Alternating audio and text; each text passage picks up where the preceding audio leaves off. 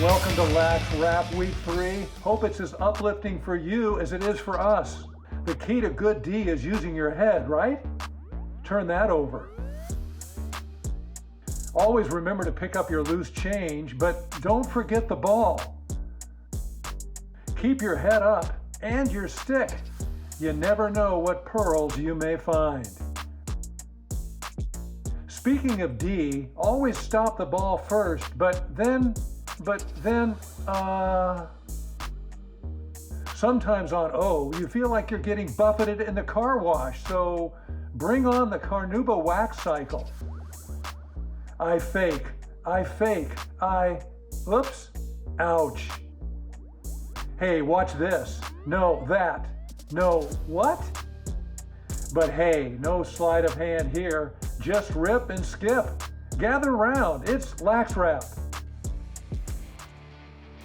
Hello, LaxRats Nation, and welcome to week 3 of LaxWrap. And as you guys can see, I have been rejoined by my co-host, Tauli Anderson. And Tauli, before we get started on business, you were away last weekend at your sister Taylor's wedding. Everybody is wondering with bated breath, how did that go? It was great. It was a lot like deja vu from the first wedding, but it's okay. We laughed. That was almost just like a little run through in that first wedding 2 years ago. She's moving forward, awesome guy. And here we are. We celebrated her all weekend long, and now it's back to work. Well, I want to tell you that tiny gift wrapped up in a corner was super glue from Chopper here, and hopefully that'll make that marriage stick longer than 72 days. What do you think? One can only hope. I know my dad and his bank account hopes the same. So, Tauli, ladies first this week. I know you were busy. What's been going on the girls' side? Another great week. I chatted with former goalie at Palos Verdes and current goalie at the same time. Current goalie is Grace Moore. She's a freshman. The prior goalie was Lily Van Caens, who's now moved on to Scotland, 8 hours ahead of us. So it was great to schedule some time over Zoom and chat with them. Here's our conversation. I am joined today with freshman goalie Grace Moore and former goalie Lily Van Caens, who's now in Scotland. How are you two ladies doing? Hi, I'm good, thank you. Doing real well, thank you. Excited to be here. I want to start with you, Lily. You are in Scotland and your senior season was cut short due to COVID. What made you transition and go to Scotland and continue to play at the university out there? So I had some plans actually to stay in California and play at Occidental, right in LA. But COVID hit and I started getting my acceptance letters back and realized that I needed to go farther. I wanted to expand my world a little bit. I wasn't getting into the schools I really wanted to go to. And so I just decided, all right, time for a big change. And so I ended up here. What kind of advice did you give her as a goalie to an incoming freshman goalie on a varsity team? I definitely say don't be afraid to be the captain of the defense and to really make your voice heard both on and off the field, because you have a really unique perspective that can help defense get a lot better and also to help attackers get better in their game against other goalies. And Grace, your team is off to an amazing start with a few wins already under your guys' belts. What's clicking for the team right now for you and the rest of the girls? For us, I think it's mostly just being all together and having that experience that we're just all together, we're close, we know each other well, we know what our strengths and our weaknesses are, and just like being together. You can watch the full interview on our YouTube channel.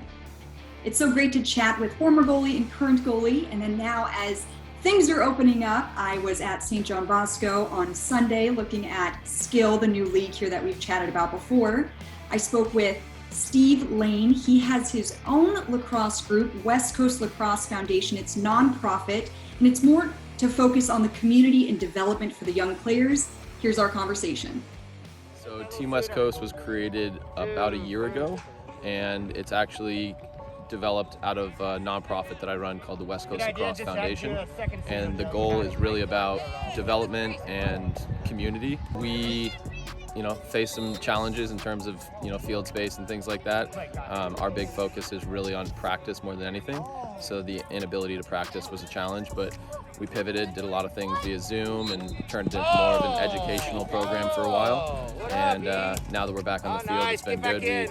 We actually won the previous 2 tournaments we were at, and the kids are playing well. So this is a class of 26 and 27, and we're going to take them to the World Series qualifier in a couple weeks and see what they can do as a younger team. But with the work we put in the last year, I feel pretty good about it. All right, Tauli, excellent interviews. But what else is going on? What's coming up?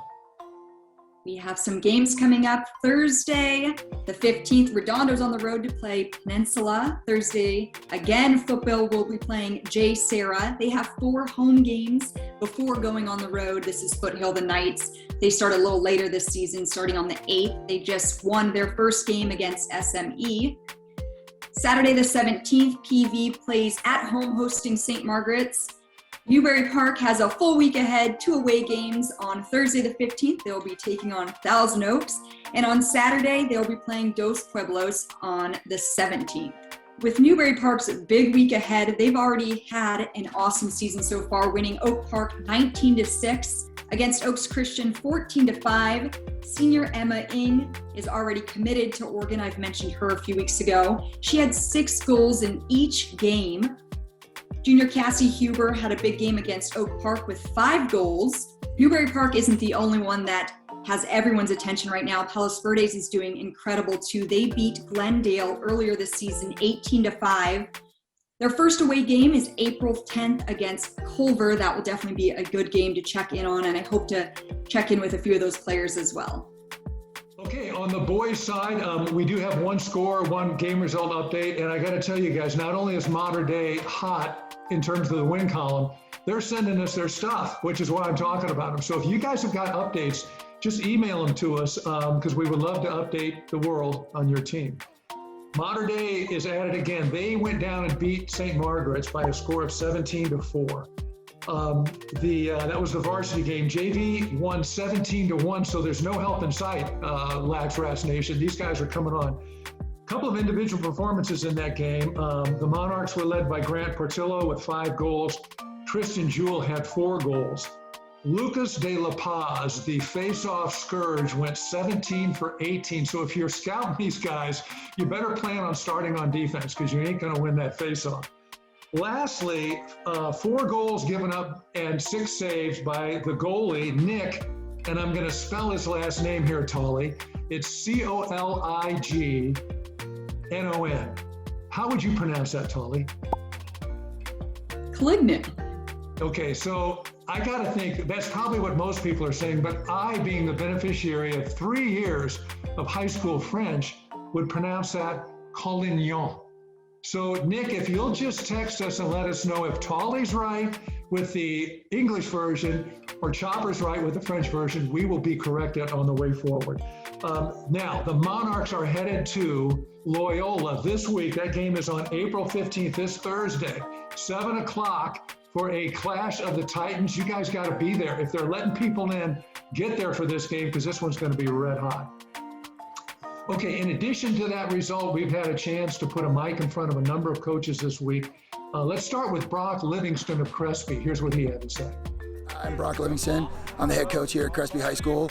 Been coaching the lacrosse team here for about 11 years. We have a good group of seniors, so we want to, obviously, if there is a playoff, we want to be able to get into that and make that. I think a big goal for us, a lofty goal, is to compete for the league championship this year in the Mission League. It's a really tough league, and it's been a while, so we'd like to really compete for that if we can. I don't think a lot of people got to see him last year. Obviously, it was a shortened year, but Elijah Turbo, our goalie, has been a starter for 3 years, but he's kind of been undershadowed a little bit by some of the other players in the league, but I think he's going out to play at Emerson College next year, and he's an awesome goalie, and he's one of our big-time leaders, and wherever we go, however he does is how we do, so he's our biggest breakout guy for this year. LaxRats, really appreciate you guys being at our games. You've done so much for me and our program. Love you guys. Keep it up. Secondly, we had a chance to speak with Logan Solberg, and some of you are going to remember that name because just a few years ago, he was on the highlights playing for Crespi. He has gone away and is playing at Yale now, but he's an assistant coach for Crespi, and we had a chance to speak with him. I'm Logan Solberg. I was class of 2019 here at Crespi. I recently returned from Yale, where I'm playing right now, and I'm coaching back here. And we just had our game against Oak Park here at the Sea House. Great game by both teams. We went up pretty big early, and Oak Park made a pretty great run towards the end there, but we held them off, and really proud of the team. Good stuff. It's been awesome. I mean, I always like returning to where I came from, and Brock and the Crespi Lacrosse team is where I started, and I couldn't be more grateful to be back out here with these guys. It was a little bit of a rough transition, but I got my feet under me pretty quick. It's a much faster game. You're expected a lot more of you, and you know, everyone's the next best player. It's next man up mentality, and you know, you got to adjust to that, but it's been a blast, and I can't wait to get back out there. Yeah, shout out Laxratz. Good stuff, guys. Meanwhile, at the game, we had a chance to speak very briefly with Loyola coach Jimmy Burrell. Hi, Jimmy Burrell, Loyola head coach. You know, we want to be the best in the Southern CIF, so, you know, winning the Mission League is step one, and then getting better every day, and then, you know, hopefully putting ourselves in a position to compete for a CIF Southern Sector Championship. Our LA battle with PV is always awesome, but, you know, we're just going one game at a time. We got a pretty tough week this week, you know, going St. Mark's, Sierra Canyon, Mater Dei, and then Foothill. So, you know, one game at a time, so we're not getting too far ahead of ourselves. Yeah, LaxRats, thanks for all you do. Thanks for giving us great press and filming the games. You guys are awesome. Thank you. You got to give Jimmy credit that he was able to put 5 words together after just having his second kid. Hey, last week I had a chance to do a brief Zoom with Coach Don Bowers. I was asking him a little bit about what's been going on this week, and he brought up something pretty significant, and that is the long-term effects of COVID beyond just last year's lost season. So let's listen into what Don had to say. Hey, I had a chance to catch up with Coach Don Bowers of St. Francis this week, and with everything going on with games and stuff, sometimes it's important to take a look at what's the backdrop and what has COVID meant to season, this season, last season. So, Don, tell us what your view is on all of that. Yeah, you know, it's hard because, you know, it's easy to fall into that trap of just saying COVID, but, you know, there are actual downfalls to kind of what's happened. And I think that, you know, when you really look at the teams that are doing well right now and the teams that are going to continue to do really well and take those jumps are the teams that had coaches that are installed, that are committed to their culture and how they keep that culture. You know, one thing last year that maybe gets kind of lost in the transition was, you know, all the JV games that weren't played last year. All those kids that we need to find ways to come up, because everyone knows, you know, LA's a little behind the East Coast and all those other things. We're getting hit really hard now. We're getting really hit hard because we have 2 different seasons going on. We have a football season and a soccer season and a lacrosse season. We have all these seasons going on. We have these multi-sport athletes. And the problem is they're being forced to choose in a lot of these scenarios, and they're not getting all this time, all this lead up, all this development. And, you know, and we're seeing the biggest part of that is on that JV level. I think that's the major way right there. And the teams that you're going to see coming out of this are the ones that have developed this culture, that develop this expectation for their kids that, hey, you're going to work. And, you know, during, you know, COVID, you had to go hit a wall on your own. And that's why you're seeing these teams like Loyola and Mater Dei just fly off the page at you and just saying, wow, what have they been doing? They haven't stopped. You know, they worked on their own, and when things relaxed, they were there and they worked really hard. And you know, credit to Johnny Rodriguez and Jimmy Burrell and all those, and you know, there's a litany of other coaches out there that have been working their tails off.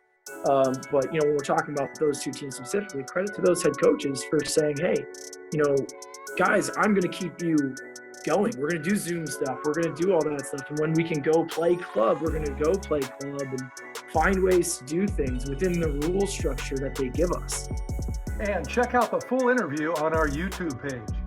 Okay, top teams. This is the segment there, and we don't have a lot of information. As we mentioned 2 weeks ago, Strider, the Wonder Dog, does do his homework, has watched some film, and here's what Strider had to mention about his top team. Okay, everybody, as promised, we have the Strider segment. We have his top 5 teams. Strider spent a lot of time thinking about this, and as you can see, he's pretty worn out, so I'm going to handle these for him. So at number 5, or in other words, receiving 1 Culver City Centaurs. Now, I'm not sure if everybody knows what a centaur is, but it's basically the top half is a man and the back half is a horse. Strider likes centaurs, although he's never quite sure whether he wants to play fetch or sniff its rear end. Coming in with 2 paws as our number 4 team would be the Norco Cougars. There are a lot of dog breeders in Norco. In fact, Strider is from Norco and still has several girlfriends out there. So he's all about Go Cougars. Coming in with 3 paws would be the Tustin Tillers. Strider does a lot of tilling on his own. In fact, most recently burying my car keys in the backyard. Now we're getting up toward the top. With 4 paws, it's the St. Francis Golden Knights, because every night is golden when you are a spoiled black lab. And then the top team receiving 5 paws from Strider is Newberry Park. Strider loves parks, especially ones with berries, and a new berry is any berry that he hasn't yet eaten. So that's Strider's top 5. He's going to take a nap. We'll try to get more from him in future weeks. Hey, be sure to check out another new Chop Shop podcast. It's due to post this Thursday, April 15th, and it features Redondo Girls Lacrosse head coach Tom Borgia and JV coach Jeff Emery. You'll hear how they have created a successful winning culture for girls lacrosse, as well as some of our hijinks when the 3 of us were in our 20s hanging out in Manhattan Beach. You definitely won't want to miss this one. A shout out and a thanks to everybody out there in LaxRats Nation that is sending us their video, that's sending us their updates. That's the juice that really makes the show go. It's as easy as just going to our website, clicking the key to submit video. Hey, one heads up, and that is if you're going to send us a top play, make sure you get that top play to us by Friday night, because we basically put the show together, Lisa, over the weekend. And if you're going to send it to us, get it by Friday night. Otherwise, it won't make that week's show, and it won't make the following week's show because it will be stale. So, which brings me to the top plays of the week. Let's take a look at those top 10 plays. And remember that the top play, the participant in the top play wins that LaxRats t-shirt, gets those LaxRats stickers. If you're wearing it around, beware, because Tauli wants them. She can't get them. She might hit you over the head and try to steal them. So let's take a look at those top plays.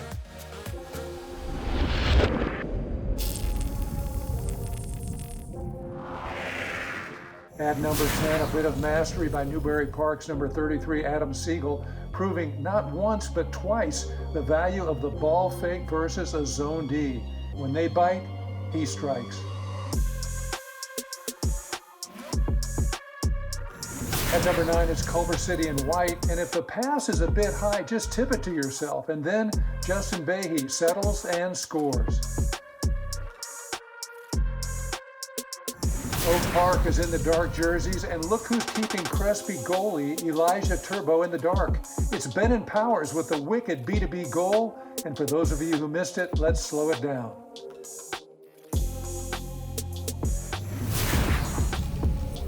At number 7, El Segundo's in the dark here. Man, are they ever.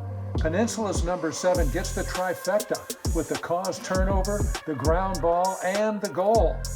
That's 3 points on one play if you're counting, and certainly that's worth celebrating. Come on, fellas, let's share the love.